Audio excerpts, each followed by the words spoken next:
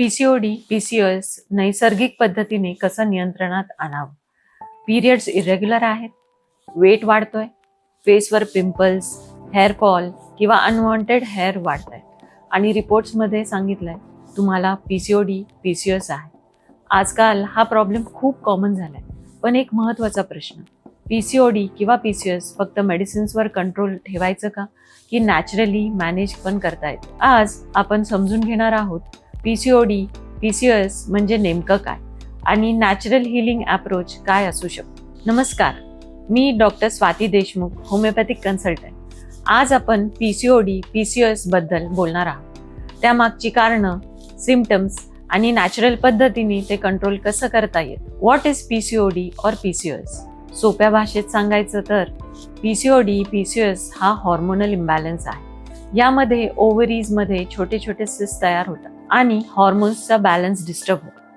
त्यामुळे periods irregular होणे, weight gain होते, पिंपल्स येतात, हेअरफॉल वाढतो आणि काही वेळा फर्टिलिटी इश्यूज पण येऊ शकतात. Why PCOS happens?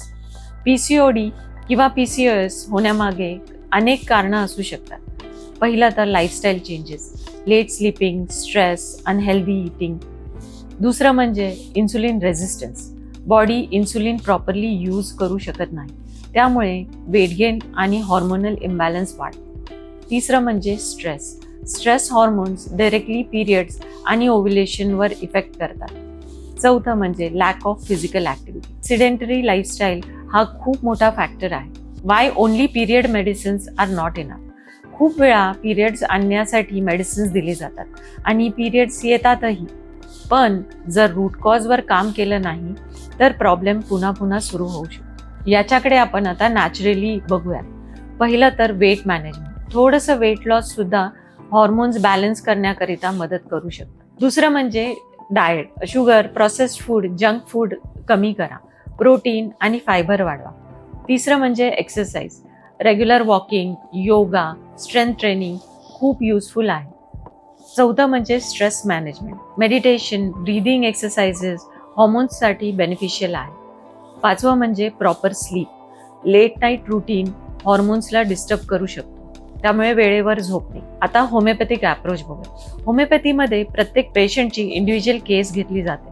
Symptoms, body type, emotional health सगळं समजून ट्रीटमेंट दिली जाते. यामुळे हॉर्मोन्स नॅचरली बॅलन्स होण्यास मदत होते. पीसीओडी, पीसीओएस ही लाईफलॉंग पनिशमेंट नाही. जर तुम्ही योग्य लाईफस्टाईल चेंजेस केले आणि रूट कॉजवर काम केलं तर तो नॅचरली कंट्रोलमध्ये आणणं शक्य आहे.